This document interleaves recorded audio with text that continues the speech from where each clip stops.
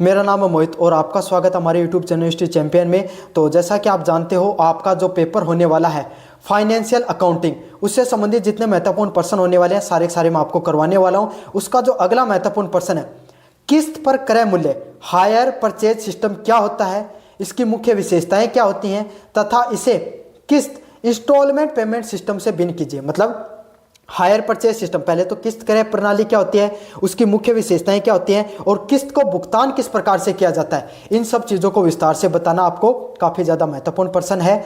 इसको विस्तार से जानेंगे। तो चलिए शुरू करते हैं आपके सामने। पहला पॉइंट है किस्त पर क्रय मूल्य हायर परचेज सिस्टम। ये एक ऐसा समझौता पद्धति होती है जिसमें क्रेता खरीदार वस्तु पर तुरंत अधिकार प्राप्त कर लेता है, लेकिन उसकी मूल्य एक निश्चित अवधि के बाद छोटी छोटी किस्तों में प्राप्त करता है। मतलब ये क्या सिस्टम आपके सामने, आपने क्या किया, आपके मन में आ गई कि पापा जी मैं खरीदूंगा इस बार आईफोन, और खरीद लिया। बापू ने कहा कि बेटा बात ऐसी है, पैसे तो मेरे पास 30,000 रुपये ही हैं, है ना, इतने ही पड़े हैं भाई, तेरी पॉकेट मनी मान ले वो, चाहे है ना, तेरे खाते में इतने पड़े, और आईफोन आता है कम से कम 1 लाख से ज़्यादा का, तो कैसे लेकर आएगा तू।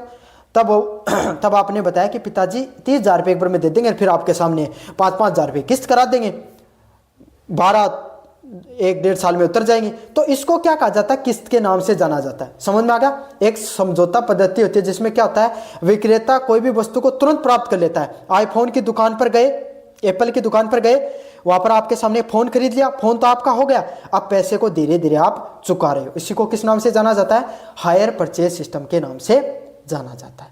समझ में आ गया।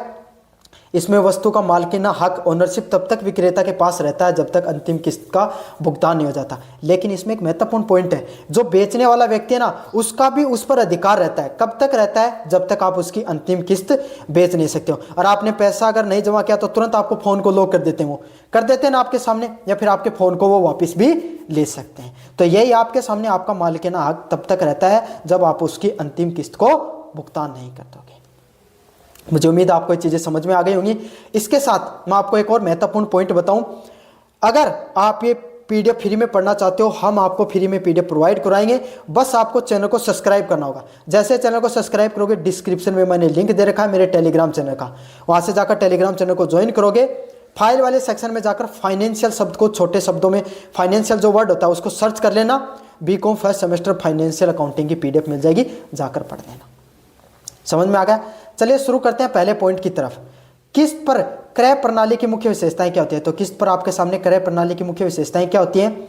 किस्त में भुगतान वस्तु का नगद मूल्य या उस पर लगने वाले ब्याज जोड़कर कुल राशि को किस्तों में बांट दिया जाता है। मतलब कोई भी वस्तु होती है, उसके नगद जो वैल्यू होती है और उस पर लगने वाला जो कुल ब्याज होता है, उसको जोड़कर क्या कर दिया जाता है, आपके सामने किस्तों में बांट दिया जाता है। मतलब कोई वस्तु है, आपने क्या कि 10,000 रुपये कोई वस्तु खरीदी और उस पर क्या हो रहा है, 500 रुपये का इंटरेस्ट बढ़ रहा है, तो आपको कितनी किस्तें देनी पड़ेंगी, आपको 10,500 रुपये की किस्तें देनी पड़ेंगी।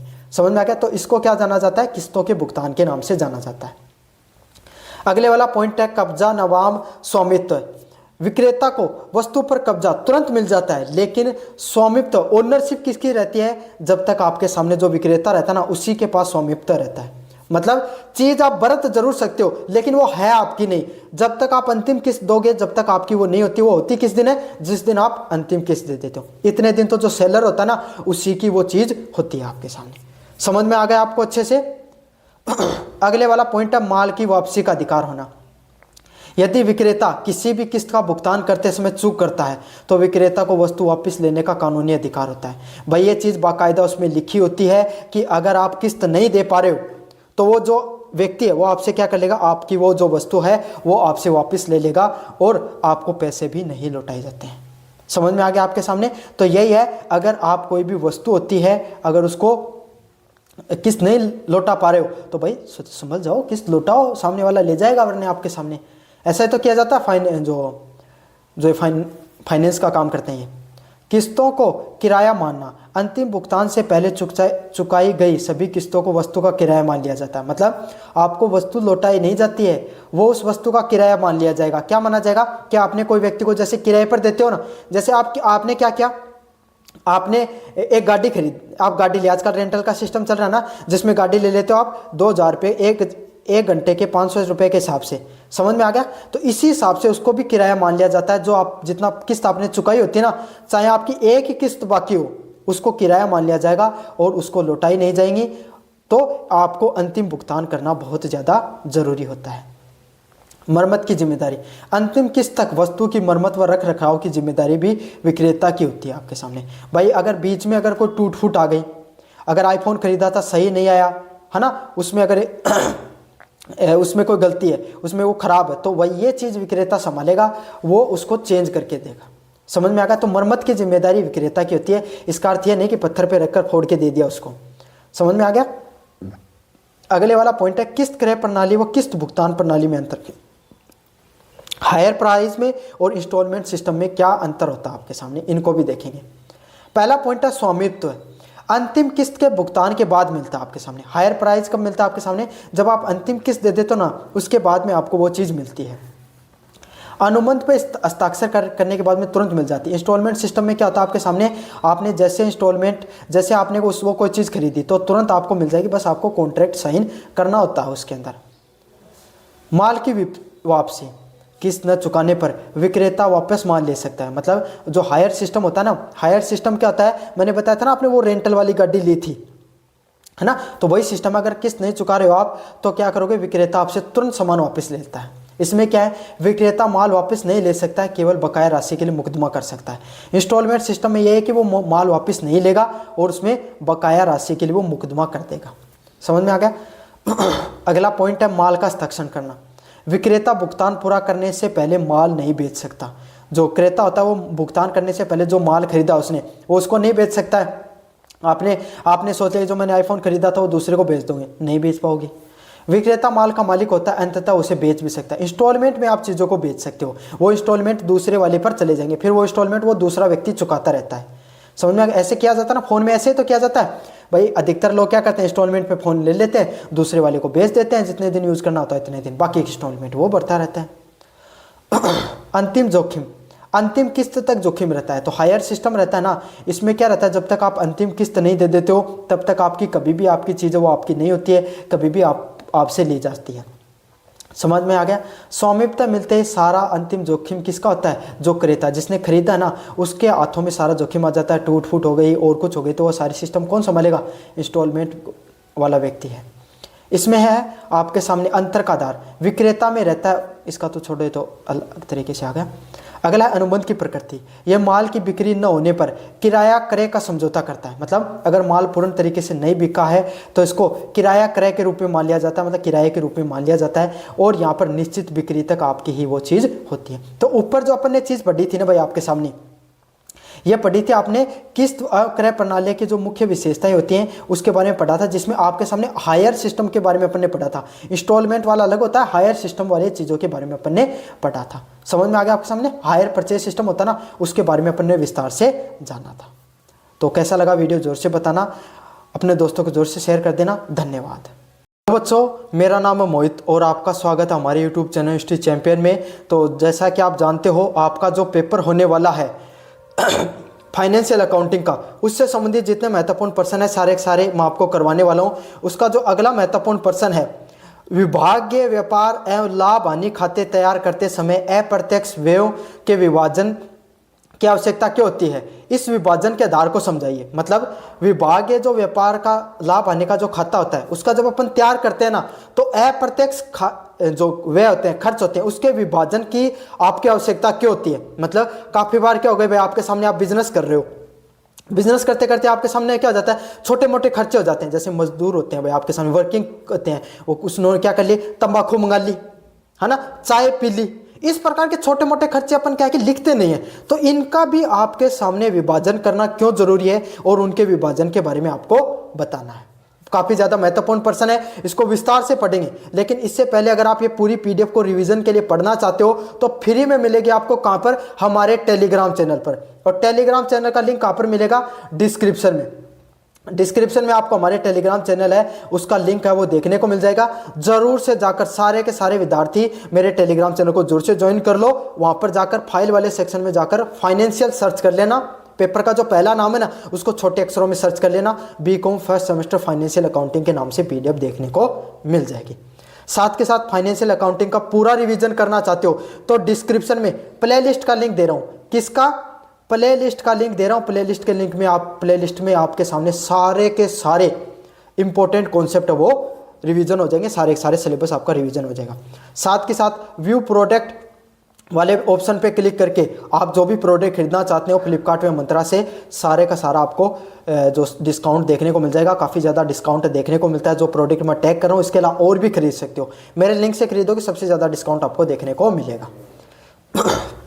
चलिए शुरू करते हैं। विभागीय लेखांकन, डिपार्टमेंटल अकाउंटिंग में प्रत्येक विभाग की वास्तविक लाभप्रदता और कार्य क्षमता को नापने के लिए अप्रत्यक्ष व्ययों का विभाजन अनिवार्य होता है। मतलब जब आप डिपार्टमेंटल अकाउंटिंग करते हो तो प्रत्येक विभाग में वास्तविक लाभप्रदता मतलब कितना आपको वास्तविक लाभ हो रहा है और कार्य क्षमता को मापने के लिए अप्रत्यक्ष खर्चों को भी लिखना जरूरी है। मतलब अगर आप शुद्ध लाभ कमाना चाहते, मतलब शुद्ध लाभ बताना चाहते हो कि मेरे को इस कंपनी से शुद्ध लाभ इतना हुआ, तो उसमें जो छोटे मोटे खर्चे हो रहे हैं ना, जिनको इग्नोर कर दिया जाता है, उनको भी लिखना अनिवार्य होता है। समझ में आ गया आपको अच्छे से? कैसे होगा? पहला पॉइंट है विभाजन की आवश्यकता। व्यवसाय के कुछ खर्चे ऐसे होते हैं जो पूरे संगठन के लिए संयुक्त रूप से किए जाते हैं। मतलब जो आपका पूरा बिजनेस है इसमें कुछ ना कुछ खर्चे ऐसे होते हैं जो पूरा संगठन मिलकर आपके सामने करता है, जैसे कि किराया, बिजली का बिल, विज्ञापन। ये ऐसे हैं जो आपके पूरे इंस्टीट्यूट है उसमें आपके सामने खर्चे में शामिल होते हैं। मतलब भाई बिजली है ना, ऐसे तो बात नहीं है कि भाई आप बैठ रहे हो, आपकी दुकान में आप बैठे हो तो बिजली नहीं लगेगी, रामू काका बैठे हैं तो नहीं लगेगी, सब बैठे हैं भाई, लगती है वो आपके सामने। अगर आप एडवर्टाइजमेंट कर रहे हो तो सारे संगठन को उसमें क्या होता है, उसमें खर्चा होता है। यदि इन खर्चों को विभाग के बीच न्याय संगत तरीके से नहीं बांटा जाए तो विभाग को लाभ बहुत अधिक और किसी को बहुत कम दिखेगा। मतलब इन सब खर्चों को भी आपको जोड़ना बहुत जरूरी है। क्यों? अगर कोई व्यक्ति है जो इन सब खर्चों को नहीं देखेगा, समझ में आ गया, तो उसे क्या लगेगा, अरे ये तो बहुत ज्यादा प्रॉफिट कमा रहे हैं, है ना। और कोई देखेगा उसको लगे अरे बहुत कम प्रॉफिट कमा रहे हैं। तो सही तरीके से बताना जरूरी है, मतलब स्पष्ट तरीके से। क्यों? क्योंकि अगर लोग अनुमान लगाते रहेंगे ना, ऐसे जैसे रामू काका को लग रहा है कि भाई ओहो 5,000 रुपये का तो बिजली का बिल आया और आया 2,000 रुपये का ही है। समझ में आ गया? बाहर वाला व्यक्ति उसको लग रहा है कि तो फ्री में चल रहा है इनका काम, तो उनको 2,000 रुपये कम दिखेंगे। तो ये अगर सही तरीके से नहीं दिखाया जाएगा चीजों को तो किसी को प्रॉफिट बहुत ज्यादा लगेगा, किसी को बहुत कम लगेगा। सही विभाजन का पता चलना कि कौन सा विभाग घाटे में चल रहा है और किन संसाधनों का सही उपयोग नहीं हो रहा है, तो यह पता करना बहुत जरूरी है कि कौन सा संसाधन आपके सामने घाटे में है और कौन सा संसाधन का उपयोग नहीं हो रहा है। जैसे काफी ऐसी चीजें, ऑफिस में एक ऐसा कमरा है जिसमें आपके सामने हर समय लाइट जलती रहती, कोई मतलब नहीं है। समझ में आ गया? पंखे है वो आपके सामने, कर्मचारी बाहर चले जाते हैं, पंखे आपके सामने चालू छोड़ जाते हैं। तो इस प्रकार की चीजों को आपको ध्यान में रखना बहुत ज्यादा जरूरी होता है। अगले वाला पॉइंट है अप्रत्यक्ष व्ययों के विभाजन का आधार, बेसिस ऑफ एलोकेशन। किस किस आधार पे आपके सामने इन खर्चों को बांट सकते हो, कौन सा वो वैज्ञानिक आधार होते हैं जिनके आधार पे आप इन खर्चों को बांटते हो। पहला है बिक्री का आधार।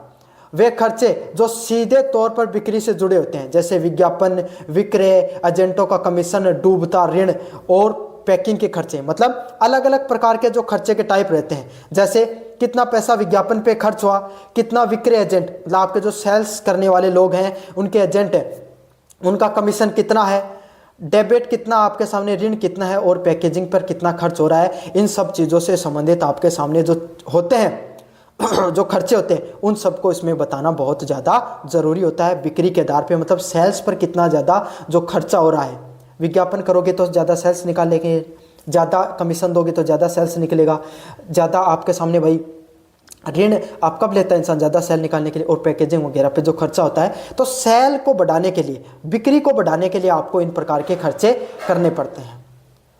अगला होता है क्षेत्रफल के आधार पे वे खर्चे जो भवन के उपयोग से संबंधित हो आपके सामने। मतलब क्षेत्रफल के आधार पे जैसे शोरूम का किराया, नगर पालिका का कर और सफाई का व्यय। मतलब इस प्रकार के खर्चे आपके सामने जो मुख्यतः किस लिए किए जाते हैं, जो भवन वगैरह पे किए जाते हैं।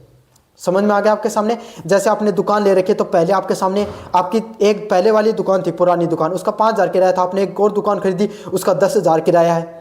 नगर पालिका ने अपना कर बढ़ा दिया है, साफ सफाई करवाती है उस पर कितना खर्च हो रहा है। तो इन सब प्रकार के जो खर्चे होते हैं उसको किस नाम से जाना जाता है? क्षेत्रफल के आधार पर क्षेत्रफल के खर्चों के नाम से जाना जाता है। अगला है कर्मचारियों की संख्या, कर्मचारियों के कल्याण से संबंधित भी खर्चे। भाई आपकी बहुत बड़ी दुकान है तो उसमें क्या भाई आप अपने कर्मचारियों, आप भाई जो बड़ी दुकानें होती हैं ना, बड़ा बिजनेस होता है जिनका, उनमें कर्मचारी बहुत, काफ़ी कर्मचारी ऐसे होते हैं जिनकी बहुत ज़्यादा आवश्यकता होती है। अगर वही रहेंगे तभी तो आप अच्छा बिजनेस कर पाओगे, तो उनका भी आपको ध्यान रखना पड़ता है। तो उनके ऊपर भी आप कुछ खर्चे करते हो, जैसे कैंटीन खर्च। आपने क्या कर रखा है कि भाई चाय, लंच हमारी तरफ से फ्री है, चाय हर समय फ्री मिलेगी आपको, स्नैक्स वगैरह फ्री मिलेंगे। तो ये कैंटीन पे कितना खर्च हो रहा है, ईएसआई पर कितना आप योगदान दे रहे हो, और श्रमिक जो कल्याण निधि होती है उसमें आप कितना उनको दे रहे हो। तो यही है कर्मचारियों के कल्याण पर, कर्मचारियों से संबंधित जितने भी खर्चे होते हैं उनको भी आपको लिखना जरूरी होता है। अगले वाला पॉइंट आपके सामने, संपत्ति के मूल्य पर मशीनों या फर्नीचर से संबंधित खर्चे कितने हैं। जैसे भाई आप लैपटॉप खरीद कर लेकर आए, अब लैपटॉप 1 साल चला, ठीक चलेगा, 3 साल बाद में लैपटॉप खराब हो जाएंगे, रेगुलर काम करते रहेंगे तो उसकी हर साल क्या होती है, वैल्यू गिरती चली जाती है। 30,000 रुपये का लैपटॉप है, 3 साल बाद में बिल्कुल काम करने योग्य नहीं है, तो हर साल क्या हो गया, 10,000 रुपये के हिसाब से उसकी वैल्यू क्या कम होती चली गई, उसकी वो मशीन है उसकी वैल्यू डेप्रिसिएट होती चली गई। साथ के साथ आपके पास जितनी संपत्तियां हैं उनकी बीमा करवाओगे, उस पर पैसा खर्च होगा। मरम्मत भी करवानी पड़ती है, समय समय पर भवनों में मरम्मत करानी पड़ती है, जगह है आपके सामने उनकी मरम्मत करानी पड़ती है। तो यही है, संपत्ति होती है उसके मूल्यों पर भी आपको क्या करना पड़ता है, खर्च करते रहना पड़ता है। अगले वाला पॉइंट है प्रकाश बिंदुओं के आधार पर, प्रकाश व्यवस्था। प्रकाश व्यवस्था मतलब लाइटिंग पर खर्चा, बिजली का बिल यदि सब अलग सब मीटर न हो तो लाइट पॉइंटों की संख्या के आधार पे, मतलब कितना कितना आपके सामने बिल आया है, किस किस जगह का कितना आया है, अलग अलग ब्लॉक आपके बिजनेस के, तो अलग अलग ब्लॉक होते हैं, उनका खर्चा किस हिसाब से है। तो इन सब चीज़ों की व्यवस्था की जाती है, जिसे लाइट पॉइंट के नाम से जाना जाता है। भाई मतलब जो बिजली वगैरह पर कितना खर्चा आ रहा है, समझ में आ गया। अगले वाला है बेसिस ऑफ कैपिटल, मतलब आपकी पूंजी, आपने क्या ले रखा, लोन ले रखा अपने बिजनेस को चलाने के लिए, तो उस पर आपको कितना कितना आपको खर्चा आ रहा है, उसका ब्याज चुकाने में आपको कितना खर्च देना पड़ रहा है, इससे संबंधित भी आपको क्या देखने को मिलता है, on the base of their capital आपको जो ब्याज चुकाना पड़ता है उसमें आपको कितना पैसा खर्च हो रहा है। तो इन सब चीज़ों पर आपके सामने सबसे ज़्यादा देखने को मिलता है। जैसे बिक्री के आधार पे, अब मैं सारा रिवाइज करा दूं एक बार, आप जितना सेल करोगे उस पर आपको विज्ञापन पे खर्च करना पड़ रहा है, एजेंट पे खर्च करना पड़ रहा है, इन सब का खर्चा। अगला आपकी दुकान है, उसकी किराया उस नगर पालिका को कर देना पड़ रहा है, साफ सफाई संबंधित खर्चा हो रहा है, वो मरम्मत का भी इसी में जोड़ सकते हो आप। अगला है कर्मचारियों पे जो आप खर्चा कर रहे हो, जैसे कर्मचारियों को कल्याण निधि देना, समझ में आ गया, कैंटीन वगैरह का।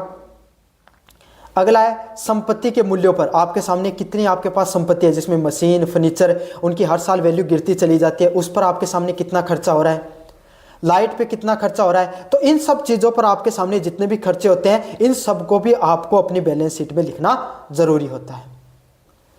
विभाजन के आधार पर ऐसा न हो कि विभाग द्वारा उपयोग की गई सेवा का ही सही प्रतिबिंब हो, मतलब आपके सामने हर विभाजन का आधार ऐसा हो कि सिर्फ विभाग के द्वारा ही आपके सामने जो चीज़ें यूज की जा रही हैं डिपार्टमेंट के द्वारा वही उसमें ऐड की गई हों। कुछ खर्चे ऐसे भी होते हैं जो विभाजन में संभव नहीं होते, जैसे ऋण पत्रों पर ब्याज या आयकर। तो आपके सामने कुछ छोटी छोटी चीज़ें ऐसी होती हैं जिनको छूट जाती हैं, उन सब चीज़ों को भी आपको लिखना जरूरी होता है, जिसको जर्नल अकाउंट्स में आप लिख सकते हो। भाई छोटे मोटे खर्चे होते हैं ना, उनको भी आपको लिखना जरूरी होता है। तो यही प्रश्न है, विभागीय व्यापार एवं लाभ हानि के खाते तैयार करते समय अप्रत्यक्ष व्ययों के विभाजन की आवश्यकता क्यों होती है, इसके बारे में विस्तार से बताइए। मैंने बहुत विस्तार से आपको समझाया है। कैसा लगा वीडियो जोर से बताना, चैनल को जोर से सब्सक्राइब कर देना। धन्यवाद। तो मेरा नाम है मोहित और आपका स्वागत हमारे यूट्यूब चैनल हिस्ट्री चैंपियन में। तो जैसा कि आप जानते हो, आपका जो पेपर होने वाला है, शाखाओं के विभिन्न प्रकारों का वर्णन कीजिए तथा उनकी लेखांकन विधियों की मुख्य विशेषताओं के बारे में बताइए। मतलब जो शाखाएं होती हैं उसके जितने प्रकार होते हैं उसके बारे में विस्तार से बताना है, और उनके लेखांकन की जो मुख्य विधियाँ होती हैं, मुख्य विशेषताएँ होती हैं, विधियाँ होती हैं, उसके बारे में भी आपको बताना है। भाई आपके सामने अलग अलग शाखाएं होती हैं, कोई की हेड ऑफिस बना रखी है, कोई सब ब्रांच बना रखी है, कोई ब्रांच बना रखी है ना। काफ़ी बार आपके सामने क्या फ्रेंचाइजी खोल लेते हैं। तो ये क्या होता है सारा का सारा सिस्टम, इसके बारे में अपन विस्तार से जानेंगे। शाखाएं क्या होती हैं, उनके कितने प्रकार होते हैं, उसमें लेखांकन आपको किस तरीके से करना होता है, बड़े विस्तार से जानेंगे। फाइनेंशियल अकाउंटिंग के पेपर में आपका बहुत महत्वपूर्ण प्रश्न है। अगर आप चाहते हो कि मैं पूरा का पूरा इस पेपर से सिलेबस रिवाइज करूँ तो उसके लिए आपको डिस्क्रिप्शन में मैंने प्ले लिस्ट का लिंक दे रखा है, सारा का सारा सिलेबस रिवाइज करा रखा है, जाकर रिवीजन करा सकते हो। साथ के साथ जो ये पेपर होने वाला है, इस पेपर से संबंधित ये जो पीडीएफ जो मैं आपको पढ़ा रहा हूँ, ये फ्री में आपको हमारे टेलीग्राम चैनल पे देखने को मिल रही है। फ्री में पढ़ सकते हो, कोई पैसा नहीं लग रहा है 1 रुपये का, बस आपको बदले में चैनल को सब्सक्राइब करना पड़ता है। और डिस्क्रिप्शन में टेलीग्राम का लिंक दे रखा, वहाँ पे टेलीग्राम ज्वाइन कर लो। फाइल वाला सेक्शन है, फाइनेंशियल सर्च कर लेना, आपके सामने फ्री में ये पीडीएफ आपको देखने को मिल जाएगी हमारे टेलीग्राम चैनल पर। समझ में आ गया। साथ के साथ फ्लिपकार्ट और मंत्रा से कोई प्रोडक्ट खरीदना चाहते हो तो आपके सामने कोने में जो व्यू प्रोडक्ट वाला ऑप्शन दे रखा है, यहाँ पर कोई भी प्रोडक्ट खरीदोगे उस पर सबसे ज़्यादा डिस्काउंट आपको देखने को मिलेगा। जो मैंने टैग कर रखा है उसके अलावा कुछ खरीद लेना।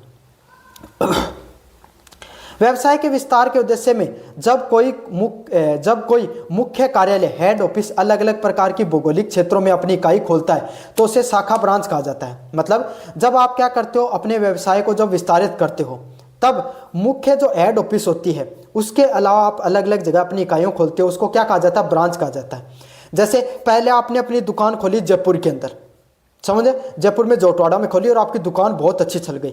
फिर आपने क्या किया, जयपुर में अलग अलग जगह खोल दिया, आपने सांगानेर में भी खोल दिया, आपने क्या बोलते हैं उधर चौमुपुलिया वाला इलाका उधर भी खोल दिया, आपके सामने रिको वाला एरिया उधर भी खोल दिया। जितने फेमस जगह हैं उन पे आपने सारी की सारी जगह उनको खोल दिया। आदर्श नगर वगैरह इधर की साइड भी आपने खोल दी। तो इनको क्या कहेंगे, ब्रांच के नाम से जाना जाता है। हेड ऑफिस आपकी वहाँ पर है, शुरुआत वहाँ से की थी आपने, या हो सकता है हेड ऑफिस आप मेन जगह पर भी बना सकते हो, वहीं पर बनाना जरूरी नहीं होता जहाँ पर आपने शुरुआत की थी। लेकिन काफ़ी बार जो आपके सामने हेड ऑफिस मेन जगह ही बनाई जाती है। कोई भी चीज़ खरीदते हो उसके प्रोडक्ट के नीचे देखना, आपके सामने डिस्क्रिप्शन में लिखा होगा उसकी हेड ऑफिस मुंबई, नोएडा या फिर दिल्ली में आपको लगभग देखने को मिलती है। अगला है शाखाओं के प्रमुख प्रकार। कितने टाइप ऑफ ब्रांचेस, कितने प्रकार की ब्रांच होती हैं। पहली होती है आपके सामने जो आश्रित शाखाएं, डिपेंडेंट ब्रांचेस।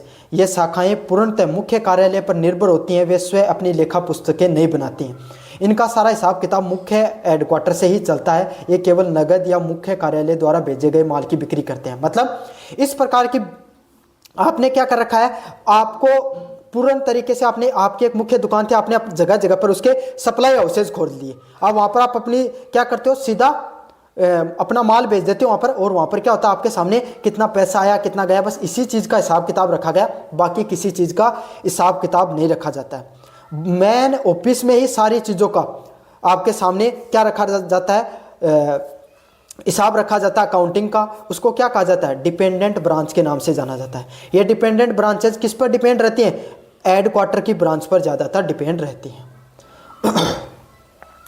अगला पॉइंट है स्वतंत्र शाखाएं, इंडिपेंडेंट ब्रांचेज। ये शाखाएं अपना लेखा जोखा स्वयं रखती हैं और अपनी अलग अलग डबल एंट्री सिस्टम पुस्तकों का भी रख रखाव रखती हैं। मतलब जो शाखाएं होती हैं ना आपके सामने, स्वतंत्र शाखाएं, या कि ये क्या करती हैं, आपके सामने अपना लेखा जोखा है वो स्वयं रखती हैं। जो अपनी डबल एंट्री सिस्टम है वो भी बनाती हैं और बाहर से माल खरीद सकती हैं, मतलब और खर्चों का भुगतान भी स्वयं करती हैं। ऐसी शाखाएं, जो शाखा आपकी है जो क्या करती है, अपने सामने माल भी खुद खरीदती है, बेचती भी खुद है, अपना एंट्री सिस्टम भी खुद रखती है। समझ में आ गई। इस प्रकार के जो क्या होता है उसको इंडिपेंडेंट ब्रांचेज के नाम से जाना जाता है। भाई आपने क्या कर दिया, उन शाखा के एक आपको विश्वसनीय व्यक्ति था, उसको आपने कह दिया कि भाई मेरे को तेरे पर विश्वास है, एक काम तू खुद ही सारी चीज़ें संभाल लिया कर और लास्ट में मुझे बता दिया कर क्या सिस्टम चल रहा है, कितना खर्चा आ रहा है, कितना आप खुद माल खरीद लिया करो खुद, ताकि सारा का सारा जोर हेडक्वार्टर पर नहीं पड़े।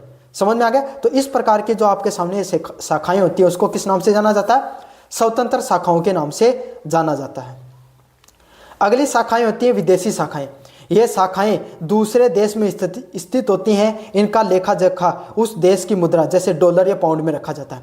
अब आपका बिजनेस और ज़बरदस्त चल गया और आपने क्या किया सीधा लंदन में अपनी दुकान खोल दी, एक आपने दुबई में खोल दी, एक आपने अब क्या किया इधर नेपाल साइड में इधर की साइड खोल दी। तो अब क्या करोगे आप, ये शाखा कहाँ पे आपके सामने, विदेश में। अब इसका हिसाब किताब रुपए में थोड़ी होगा, अमेरिका वाली का रुपए में थोड़ी रखोगे, डॉलर में रखोगे। समझ में आ गया। तो यही है, आपकी विदेश में शाखा होती है ना, उसका हिसाब किताब उस देश की जो रुपए की जो मुद्रा होती है उसमें रखा जाता है। मुख्य कार्यालय का रिपोर्ट भेजते समय विदेशी मुद्रा का भारतीय मुद्रा में रूपांतरण करना आवश्यक होता है। मतलब आपके सामने क्या करते हो, जब आप मुख्य कार्यालय में कोई रिपोर्ट भेजते हो तब विदेशी मुद्रा जब आप भेज रहे हो ना तो उसको भारतीय पैसे में आपको बदलना बहुत ज़्यादा जरूरी होता है। समझ में आ गया। लेखांकन की विधियों की मुख्य विशेषताएं, भाई आप अकाउंटिंग के कौन से मेथड होते हैं, कौन से वो मेथड होते हैं जिसके द्वारा आप क्या करते हो, अकाउंटिंग्स रखते हो। पहला है देनदारी पद्धति, डिबेटर सिस्टम। ये आश्रित शाखाओं के लिए सबसे सरल विधि होती है। मतलब जो डिबेटर सिस्टम क्या होता है, आपके सामने जो आपके सामने आश्रित शाखाएं होती है ना, जो पूरी तरीके से आश्रित रहते हैं, उन सब शाखाओं पे सबसे ज़्यादा इस तरीके का सिस्टम चलता है जिसमें हेडक्वार्टर अपनी पुस्तक की एक शाखा ब्रांच अकाउंट खोलता है और यह नाममात्र नॉमिनल अकाउंट होता है जिसमें शेष खाता का शुद्ध लाभ वान्य थी। मतलब सीधी सीधी बात है, उन्होंने क्या कर रखा है, एक तो अकाउंट्स आपका है हेडक्वार्टर का, उसी जैसी आपके सामने एक कॉपी आपको उनको भी दे दी, जो नॉमिनल वाली है ना ब्रांच आपके सामने, उनको भी दे दी। अब उसमें वो अपना हिसाब किताब रखते रहते हैं। समझ में आ गया। इसमें आपको ये पता चल जाता है आपका शुद्ध लाभ व हानि कितनी चल रही है इस समय के इस टाइम पर। अगला पॉइंट है स्टॉक और देनदारी पद्धति। जब शाखा बड़ी हो और उसके नियंत्रण की अधिक आवश्यकता हो तब ये विधि अपनाई जाती है, जिसमें शाखा स्टॉक, शाखा देनदार, शाखा व्यय, शाखा समायोजन जैसी अलग अलग खाते खोले जाते हैं। मतलब अब आपका बिजनेस बहुत बड़ा हो गया आपके सामने, समझ में आ गया। तो आपको अकाउंट्स को संभालने के लिए क्या करें, अलग अलग प्रकार की डिपार्टमेंट खोलने पड़ रहे हैं। शाखा स्टॉक मतलब कितनी चीज़ों का, पैसों का प्रोडक्ट का कितना स्टॉक है, उसकी एक अलग शाखा है। देनदारी, कितना पैसा आपके आ रहा है ना, उसके लिए अलग है। कितना पैसा खर्च हो रहा है, उसकी शाखा अलग है। और सारी की सारी शाखाएं उसको समायोजन करने के लिए उनमें भी एक अलग से हेडक्वार्टर बनाया जाता है। तो इसको क्या कहा जाता है, स्टॉक व डेबिटर सिस्टम के नाम से जाना जाता है, जिसमें आपके सामने बहुत बड़ा बिजनेस होता है। तब आपके सामने जो अलग अलग शाखाएं खोली जाती हैं और इन शाखाओं की क्या होता है, आपके सामने अलग अलग खाते होते हैं, अलग अलग डिपार्टमेंट होते हैं और लास्ट में सारे के सारे मिलकर एक साथ समायोजन कर लेते हैं। समझ में आ गया। जैसे आपकी 5-7 दुकानें हैं, है ना, 5-7 दुकानें और एक जबरदस्त चलती हैं आपकी सारी दुकानें। तो आप क्या करोगे, सबको जितना भी है सबकी तो खाता बही खाता अलग है ना, उसमें से भी अलग अलग बना रखे आपने, कितना आ रहा है कितना जा रहा है, हर डिपार्टमेंट का आपका उसमें अलग अलग डिपार्टमेंट तैयार कर रखे हैं उसके अंदर। अंतिम खाता पद्धति, फाइनल अकाउंट सिस्टम। इसमें मुख्य कार्यालय शाखा के लिए अलग से व्यापारिक एवं लाभ हानि खाता, ट्रेडिंग एंड पीएल अकाउंट्स तैयार किया जाता है। मतलब एक मुख्य शाखा के लिए भी एक अलग से आपके सामने क्या करते हो भाई, हेडक्वार्टर के लिए भी एक अलग से शाखा खोल दी आपने, जिसको क्या, कहाँ पर आपका व्यापार का कितना लेन देन हो रहा है, कितना प्रॉफिट लॉस हो रहा है, इन सब चीज़ों का ध्यान में रखा जाता है, ताकि सकल लाभ व जो शुद्ध लाभ है उसकी स्पष्ट जानकारी मिल सके। मतलब आपको शुद्ध कितना लाभ हो रहा है, शुद्ध कितनी हानि हो रही है, इन सब चीज़ों के बारे में आपको पता चल सके। इसके लिए आप अंतिम खाता पद्धति भी अपनाते हो। मतलब जितनी आपके चाहे 10 दुकानें हो, 20 दुकानें हो, कितनी दुकानें हो, अलग अलग डिपार्टमेंट बना रखे हैं आपने, लेकिन उन सब चीज़ों को संभालने के लिए भी क्या आपने एक हेडक्वार्टर में एक अलग से क्या कर रखी है, एक शाखा खोल रखी है। उसको फाइनल अकाउंट सिस्टम होती है, जो सारे डिपार्टमेंटों के द्वारा जो फाइनल रिपोर्ट बनाई जाती है उसको क्या करती है, जांच करने का काम करती है। समझ में आ गई। थोक मूल्य पद्धति, होलसेल प्राइस मेथड। यदि मुख्य कार्यालय शाखा का माल थोक मूल्य पर बेचता है तो शाखा उसे खुदरा मूल्य पर बेचती है। इसका निर्माण व वेतन दोनों स्तरों पर लाभ का पता चलता है। मतलब क्या होता है आपके सामने भाई, मुख्य कार्यालय शाखा है ना, वो आपकी अलग अलग ब्रांचेज को थोक पर बेचती है। मतलब जितने पर आया उतने पर ही बेच दिया उनको, और फिर प्रॉफिट हुआ उसको बता दिया। भाई ऐसा ही करेंगे आपके सामने तो क्या हो जाएगा, आपको दोनों स्तर के लाभ का पता चल जाता है। तो ये था आपके सामने अगला महत्वपूर्ण प्रश्न। शाखा, कितनी कितनी प्रकार की शाखाएं पाई जाती हैं जो बिजनेस के अंदर, उनके के बारे में अपन ने जाना। उनके लेखांकन की क्या विधियाँ होती हैं, उनकी क्या विशेषताएं होती हैं, उसके बारे में अपन ने जाना। कैसा लगा वीडियो जोर से बताना, चैनल को जोर से सब्सक्राइब कर देना। धन्यवाद। हेलो बच्चों, मेरा नाम है मोहित और आपका स्वागत है हमारे यूट्यूब चैनल हिस्ट्री चैंपियन में। तो जैसा कि आप जानते हो, आपका जो पेपर होने वाला है जो फाइनेंशियल अकाउंटिंग का, उससे संबंधित जितने महत्वपूर्ण प्रश्न होते हैं, अग्नि बीमा की स्थिति में माल के नुकसान के दावे के लॉस ऑफ स्टॉक क्लेम की गणना करते समय किन किन बिंदुओं का ध्यान में रखना चाहिए। मतलब अग्नि बीमा ले रहे हो आप, तो उस समय आपके सामने भाई कितना आपके माल का नुकसान हुआ है उसकी गणना करनी है आपको, तो किन किन चीज़ों को आपको ध्यान में रखना है उसके बारे में अपन विस्तार से जानेंगे। काफ़ी ज़्यादा महत्वपूर्ण प्रश्न है, अलग अलग विश्वविद्यालय में काफ़ी बार ये प्रश्न पूछा जाता है। तो चलिए शुरू करते हैं आपके सामने। इससे पहले मैं आपको बताऊं, अगर आप चैनल को सब्सक्राइब करोगे तो आपके सामने PDF है, ये आपको फ्री में पढ़ने को मिलेगी रिवीजन के लिए। उसके लिए आपको मैंने क्या कर रखा है, टेलीग्राम का लिंक दे रखा है डिस्क्रिप्शन में, जाकर टेलीग्राम ज्वाइन कर लो। वहाँ पर फाइल वाले सेक्शन में जाकर सर्च कर लेना फाइनेंशियल, क्या सर्च कर लेना, फाइनेंशियल के नाम से सर्च कर लेना, आपके सामने फ्री में PDF आपको देखने को मिल जाएगी। साथ के साथ आपको प्ले लिस्ट का लिंक दे रखा है डिस्क्रिप्शन में, वहाँ से जाकर भी क्या करना है आपको, जो इस पूरा का पूरा फाइनेंशियल अकाउंटिंग का जो पेपर है उसके सारे प्रश्न पढ़ा रखे हैं, उनको जाकर रिवीजन कर सकते हो आप।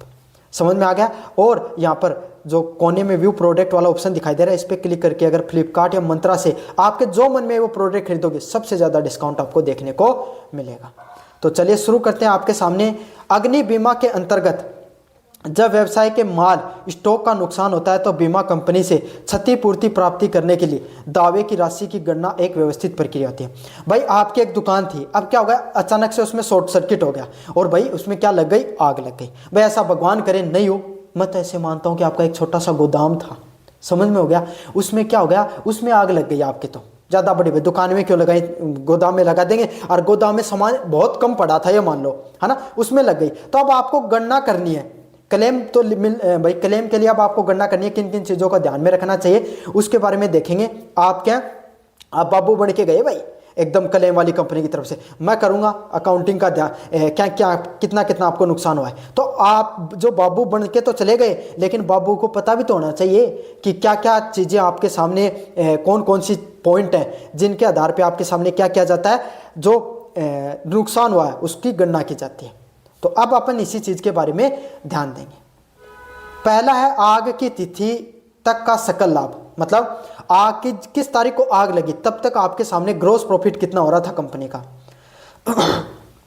सबसे पहले पिछले कुछ वर्षों के व्यापारिक खातों के आधार पे औसत सकल लाभ दर तय करनी है। मतलब आपके सामने आपको क्या करना है, पिछले 5 साल का, जैसे एक साल इनकी जो कंपनी है उसको 10 लाख का प्रॉफिट हुआ, दूसरी साल 20 साल का 20 लाख का, तीसरी साल में 8 लाख का, चौथी साल में आपके सामने 15 लाख का, तो सारे का एवरेज बैठाकर एवरेज लाभ निकाल लो, उस कंपनी को कितना लाभ हो रहा है। यदि चालू वर्ष में लागत या बिक्री मूल्य में कोई बदलाव आया तो उस दर को भी समायोजित करो। अगर आपको लग रहा है कि पिछले सालों में जो आपके सामने जितना सेल हो रही थी उतनी सेल इस समय हो रही है तो वो लिख लो, या फिर आपके सामने कोई बदलाव आया है, कम या ज्यादा हुआ है, तो उस चीज को भी आपको लिखना जरूरी होता है। समझ में आ गया। अगला है स्मरणार्थक व्यापारिक खाता, memorandum trading account. Memorandum trading account क्या होता है, चूंकि आग लगने की तिथि तक वास्तविक स्टॉक का पता नहीं था, इसलिए वित्तीय वर्ष की शुरुआत से लेकर आग लगने की तिथि तक का मेमोरेंडम ट्रेडिंग अकाउंट बनाया जाता है। मतलब आग लगने की तिथि में भाई किसी को नहीं पता रहता, क्यों, सबको जलकर खाक हो जाता है, तो नहीं पता कितना आपके सामने स्टॉक था। तो आप क्या करोगे, जिस दिन साल शुरू हुई थी ना, उस दिन से लेकर आग जिस दिन लगे उस दिन आपकी दुकान या आपके गोदाम में कितना सामान पड़ा था उसके बारे में क्या कर सकते हो, आप उसकी पूरी जांच पड़ताल कर सकते हो, उसको भी विश्लेषण कर सकते हो। इससे प्रारंभिक स्टॉक उस अवधि में खरीदे गए प्रत्यक्ष व्ययों के नाम डेबिट या पक्ष के और बिक्री के जमा किए गए क्रेडिट पक्ष को दिखाया जाता है। मतलब इसमें दोनों चीजें दिखाई जा सकती हैं कि खरीदी गए पक्ष के बारे में बताया जा सकता है और आपके सामने जो बेचा गया पक्ष बिक्री और आपके सामने जो खर्चा है, दोनों के दोनों पक्षों को आपको क्या करना पड़ता है आप उसमें। मतलब भाई देखो मैं सीधी सीधी बात बताऊं, आपने क्या किया, उस गोदाम में 10,000 रुपये का माल पड़ा था और आपने 2,000 रुपये का ट्रांसपोर्ट पर भी खर्चा किया होगा, है ना, उसके अलावा उसका किराया भी दे रहे होंगे।